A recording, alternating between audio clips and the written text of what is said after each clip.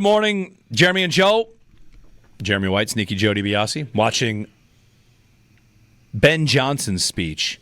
I watched it a couple times because I wanted to know what he was saying. Did you see the chant he did? Is pretty good. Not. Good, better, best. Good, better, best. Never let it rest. Never let it rest. If your good gets better, then your better gets best. Bears on 3. 1, 2, 3. Bears. Pretty cool. Cool moment for them.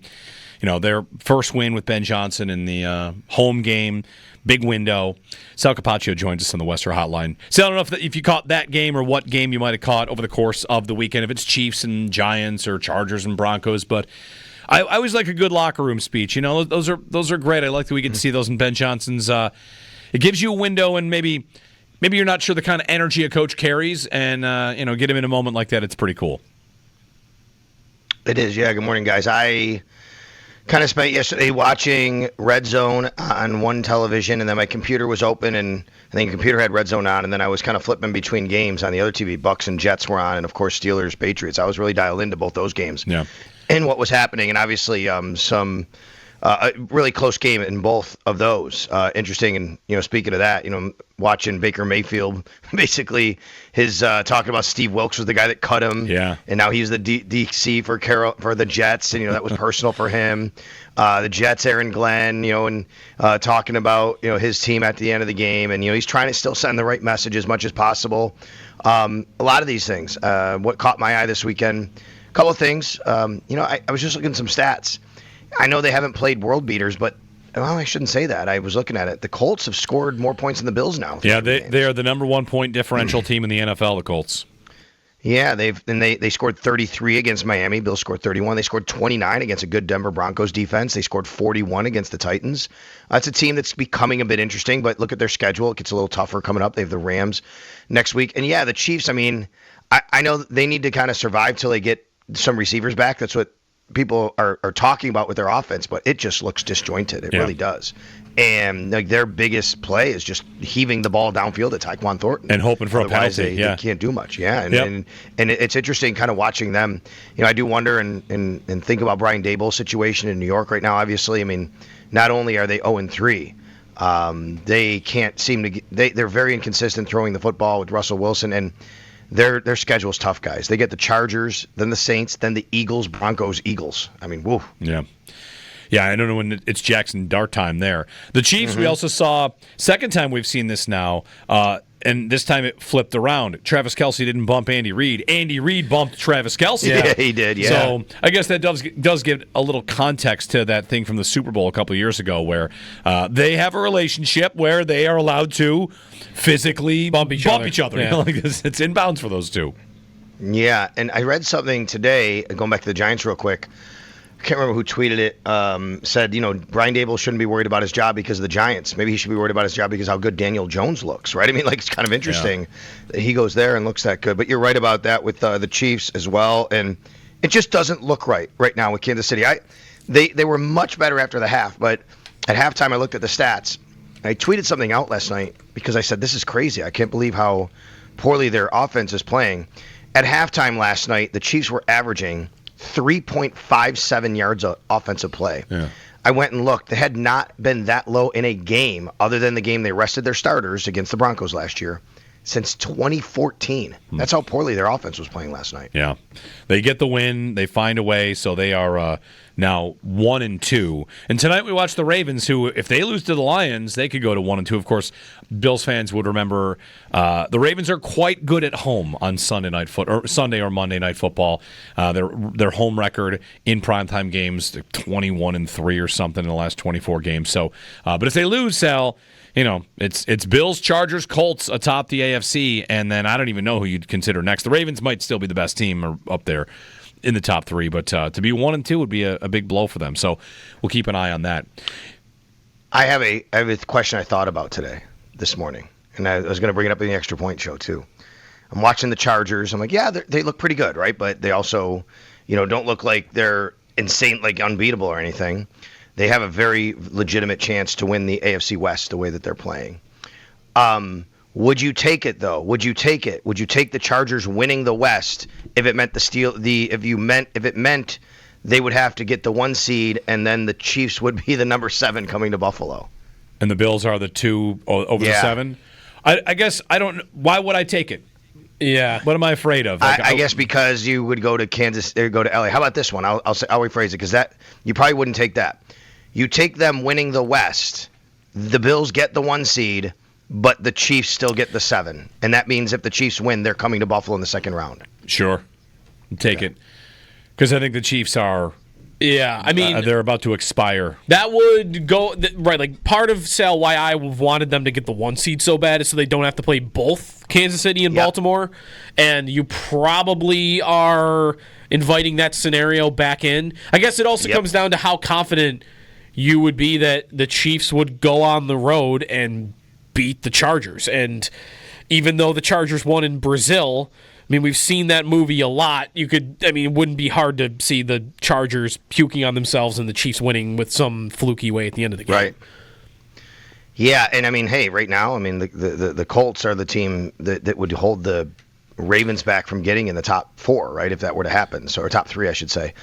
So maybe the North Division winner gets 4. Anyway, a lot of talk for down the road, but I don't want to waste that this morning. But it's just something I thought about this morning with how the AFC West is shaking out. Well, Sal, the Bills, of course, are going to have another week of dealing with expectation, I suppose. It's like the best storyline you could get for Bills Saints in terms of how the Bills approach it. Trap game in finger quotes, or not taking an opponent too lightly. They'll be 16.5-point favorites as of today, and that's an even bigger spread than the Miami game, which was the biggest spread of the year in the league. So they'll of course be expected to win. So let's get that in on a Monday for anybody saying, how does Sean McDermott make sure? How do the leaders of that team make sure that they don't take an opponent lightly? Well, I just don't think it's ever really an issue with the Bills, to be honest with you. There have been games over the years. Jacksonville, 21 maybe, 22, whatever year that was. There was a stinker that they laid out in Jacksonville. It can happen, right? But generally, I just think that the theme of the Bills in this era has been consistency. They don't do that. When they have teams that they're supposed to beat, they usually beat them pretty badly. Now, I know that the Dolphins, that it was a 12 and whatever half-point spread, they still won by 10. It's a division game. I mean, the score still was a 10-point, double-digit victory. I mean, you go back to last year, guys. The Jacksonville Jaguars, the Tennessee Titans, 47-10, 34-10, right? I mean, like these are games they're supposed to put away. And so I never worry about that with the Bills, to be honest with you. I never think, well, the Bills, they should win this game by 20 and they're going to lose. Yeah, I thought the spread last week was a little high for a division game. I don't think that's the same situation. But generally, I don't think about this team having letdowns because of trapped games. They are consistent in their approach, always. And they always have been consistent in their approach. What I find a bit frustrating, to be honest with you, and you guys know this, is I just think the expectations are unrealistic from a lot of the fan base, to be honest with you. Like this week, if you don't win by 30, it's like some sort of failure. If you don't score 40 points, it's some sort of failure. Like it is still the NFL, and I know that the Saints got completely demolished by the Seahawks. That's fine, and that's right. And the Bills should take care of business this week. But man, last week after winning 31-21 over the Miami Dolphins, just still some of the to me, overreaction of how they didn't play perfectly and didn't have 50 points and didn't get Mike McDaniel fired. I just think we're just getting really ahead of ourselves with how you really expect and think the NFL should be played and how it goes for every team around this league. I do think that Bills fans are not alone here. I mentioned to Joe, I was watching the CBS post-game show off of Rams-Eagles, and Nate Burleson was saying the same things about the Eagles. Basically, they just won the Super Bowl, and their offense doesn't look like it's totally firing, or they're not impressing their own fans enough. And it felt like he was talking to us as well, Sal. And I think for Bills fans, that's just a function of they can't convince you they're going to win the Super Bowl in September. It's hard to do. So you want to see them play well enough to make you feel good about it. And we also want to see Josh Allen put up 50 every week and win AFC Offensive Player of the Week. So I think it's part of it. If there is concern amongst Bills fans, it might be that the defense has had, its share of issues so far. They were great against the Jets, which, take that for what it is. But against Miami, third down defense kind of crept back in. Inability to get to the passer crept back in. Tua took a long time to throw the ball, and they were not able to get to him that much. So I feel like, you're seeing these small departments of the defense that are problems rearing their head. And that's what leads Bills fans to wonder, all right, if you can't stop Tua? What are you going to look like when you play Herbert or the Chargers or the Ravens again? Because, this defense has let them down a couple of years in a row, and they're looking for it to start to trend in the right direction. Yeah, I think third down defense was the biggest issue on that side of the ball on Thursday night. Otherwise, I thought they played pretty well. I mean, the Dolphins, 4.7 yards a play is not good. Like, the Bills pretty much held them in check. They were very good on first and second down most of the night. They were not good on third down. 10 of 15 is not a good percentage. Sean McDermott pointed out, I thought it was very interesting after the game, guys, and again on Friday, mentioned getting them in 15 third downs is a good thing, right? That's a lot of third downs you're forcing. That means you're playing very good defense on first and second, but they have to be better on third down, and they weren't. And that's something that was an issue last year. Understood. If anybody is concerned about that, they should be. I want to give the Dolphins some credit here because I thought the Dolphins did a nice job of getting Tua out in space a little bit where and a couple times he was flushed out, but they did move him a little bit, and that's not something that's normally a strength of his, and I thought they did a good job. And when you play a quarterback or a team that goes against the tendency, that can, that could be bad for them, or it could really help them. And I thought on third down, it would help them a little bit. So no doubt about it. I mean, those are issues and areas, and you look at it and say, why is that? Well, number one, sure, they didn't finish them. The pass rush had to be better. They did force him out of the pocket a few times. Again, they didn't finish the play. That's the issue. They didn't finish, and that's been the issue in playoff games where they didn't finish, and why they went out and signed Von Miller years ago, why they went out and signed Joey Bosa. You got to finish the sack. Joey Bosa was very close, but he didn't get it there, and he didn't finish. And then giving a lot of room on the outside to Waddle and Hill, and especially Waddle and Tre'Davious White, and I've seen a lot of criticism of Tre'Davious White, and it's fair that he definitely gave up some big plays. I also think he was basically probably he's probably thinking, or maybe even Bobby Babich, well, I'm not giving up a touchdown, though. I don't want to give up cheapy, right? So now, and when you do that, you're giving a fast guy a little bit more cushion and room. Now you're making it a bit easier on the offense. So these are things that they're going to have to look at and think about. And it's got to start this week against the Saints. And again, you get a team coming in here, don't give them any life. Go out there and do what you're supposed to do and shut them down on defense, and people would feel a little bit better. Not a lot, because it's not some world-beating opponent, and they want to see it on the field against those types of teams. But the Bills can only play who's on their schedule and get ready for that game. Are you seeing, Sal, what they maybe want to be on third down defense? It looked to me like they were more aggressive on some of those downs, and maybe it was a little more of a challenge for Trey White, and even Ben. There was the one Tyreek Hill conversion on a third down that maybe they're putting their corners on a little bit more of an island in the name of going after that quarterback and not giving him time back there. Yeah, that's a good question, Joe. I think so. I think the Bills are blitzing at a higher rate. I have to look now, and I can go over and look at it what their blitz rate is, but I think the Bills are blitzing at a higher rate than we have normally seen. Here we go. Right now, I have the Bills second in the league, according to Pro Football Reference, at second in the league. By the way, holy cow, what a gap! Yeah. Miami first in the league at 41%. The Bills next at 29. Wow. Percentage of blitzes. Kansas City is third at 27. So yeah, I do think so, because that's been a kind of a departure. They have the personnel up front that they have, and they're using them. And you want to see, Joey Bosa was great the first 2 weeks. He wasn't bad in this game. He didn't finish, like I said. Greg Rousseau was better than I thought when I went back and watched the game. Like, after the game, a lot of people said to me, arrow down, Sal. Like, Greg Rousseau was invisible. Didn't show up in the stat sheet. He actually played a little bit better than I thought. One thing I do think is really important here, and you can't do anything about it now, and injuries happen, and all these other things happen, suspensions. I think Michael Hoyt is a big plan for this team. I really do. I think Michael Hoyt is going to be someone they're going to really employ on third down and others passing situations that allows people. You guys know, like, the way a basketball team works, right? Somebody's playing point guard because the normal point guard's off, so you move the shooting guard there, right? Like this right now, Javon Solomon's kicking inside. Ed Oliver's out. When Michael Hoyt returns, I think he's going to be a guy that they move around, and it's going to allow other people to do different things. So I'm interested to see weeks down the road, okay, how that looks and how that impacts some of the numbers and different things they're trying to do. Yeah, we have a Twitter poll up about, like, your expectations, how things look on the defensive side through 3 weeks. And, I feel like there were probably a lot of people that thought, I'm going to have to wait 6 weeks to find out what it really looks like, because two of their biggest pieces in free agency are out for 6 weeks. And then there's Hairston, and we'll see where he is in 6 weeks. Mm-hmm. Sal, as we're looking at blitz percentage and how the Bills are second in the NFL in blitz percentage, do you know where they are in pressure percentage? How often the quarterback gets hurried, knocked down, or sacked per dropback? I do because I have it in front of me, but I'll let you say it. Number one. That's right. Doesn't that sound nuts? According to Pro Football Reference, Yeah. 30.7% if we're looking at the same number.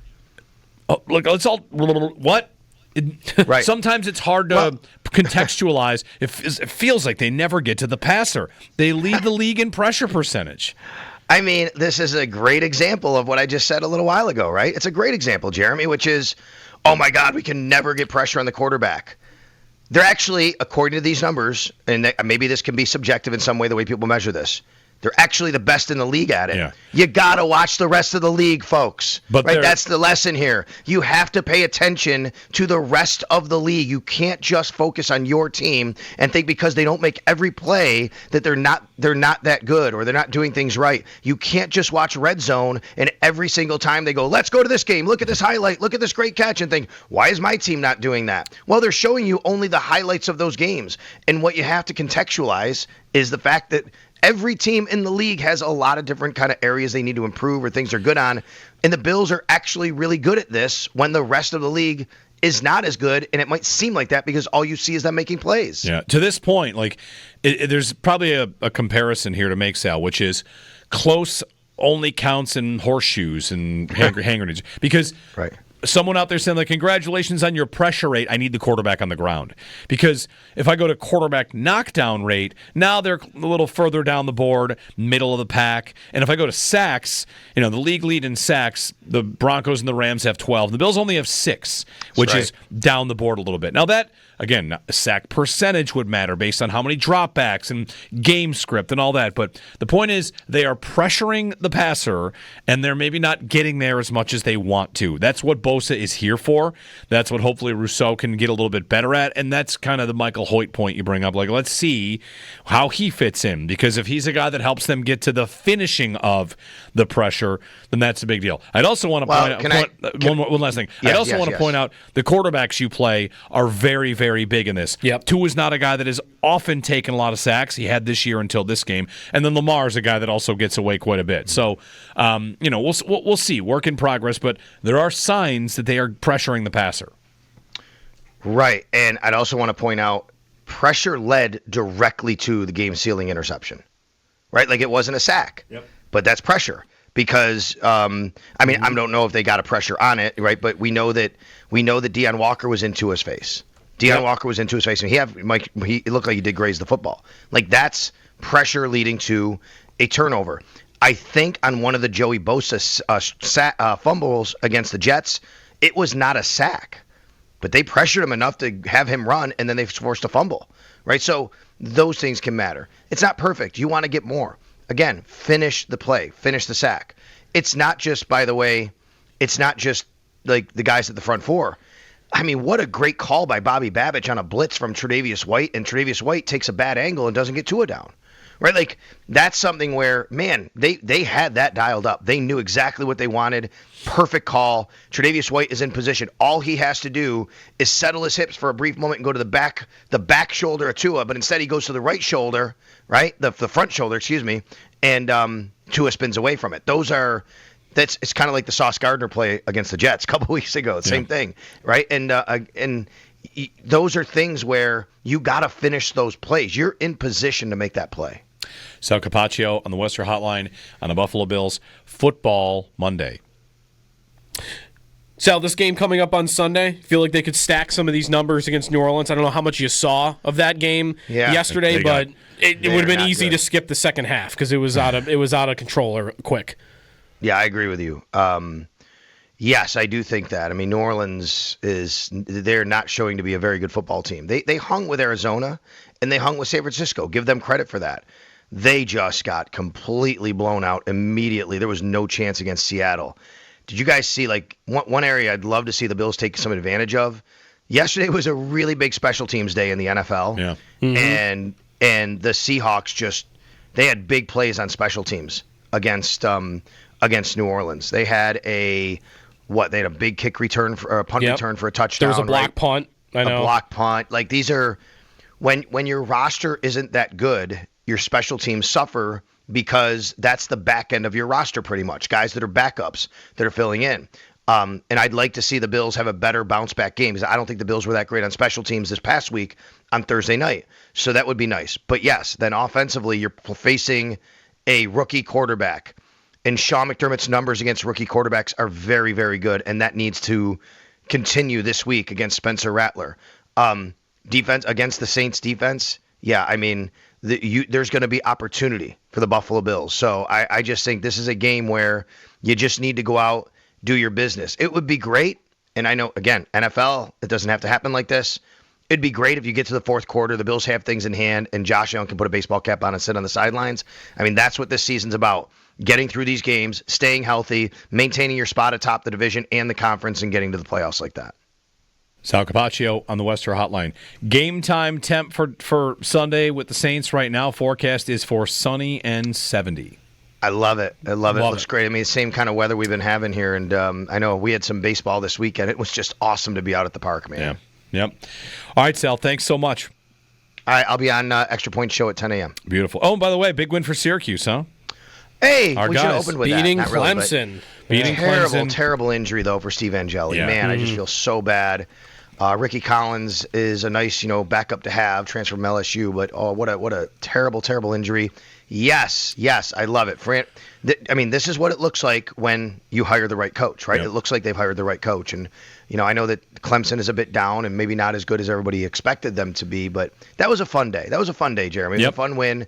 And, just to watch it from the beginning and see the aggressiveness. I thought about you because they showed the tailgates and the parking lots. Oh, I'm like, man, it would have been nice for Jeremy to be at this game. You know what I mean? I know. It would have been nice for all of us to be at this game and see all that. And then the lightning delay was like, okay, I think a lot of the fans didn't come back in, so that kind of helped Syracuse in the second half as well. Did you see the comments from Clemson quarterback Cade Klubnik on the game? Oh, this guy. Oh, I saw did. that. Yes. Oh, what a sour grapes. After the game, he said that the reason that the Clemson offense struggled, props to them, they stopped us on third downs at certain times. Then, they have an injury or something like that when we really got going. That's up to them if they want to be honest about that. Okay, buddy. My favorite thing of the weekend, my favorite moment of the weekend, Sal, was seeing that tweeted out from like the Clemson side of it and going in on the replies from all the Clemson fans saying, you're a loser. You lost that game and you're making that excuse, like loser energy. And Dabo's a guy that whines, so of course his players are going to whine. That's what I saw too. Yep, no accountability. Good for Clemson. You're taking your cues. And listen, I mean, Dabo deserves all the respect for all the winning he's done. Really, it's been amazing what he's done at Clemson. But he is a guy that whines and complains, and that's kind of taking the cue from your leader when you do things like that, right? So yeah, for sure, it was a great win for sure. Duke next week, I think so. All right, keep it rolling. Syracuse's path to the playoffs, Sal. Let's get it. Syracuse Duke. Yeah, I mean, we think about basketball, Jeremy. It's a big Syracuse football game against Duke next week. And Duke just had a big win. They put up 44, beat NC State. All right, thanks, Sal. You got it. Sal Capaccio. Little chance to talk about Fran Brown's Syracuse.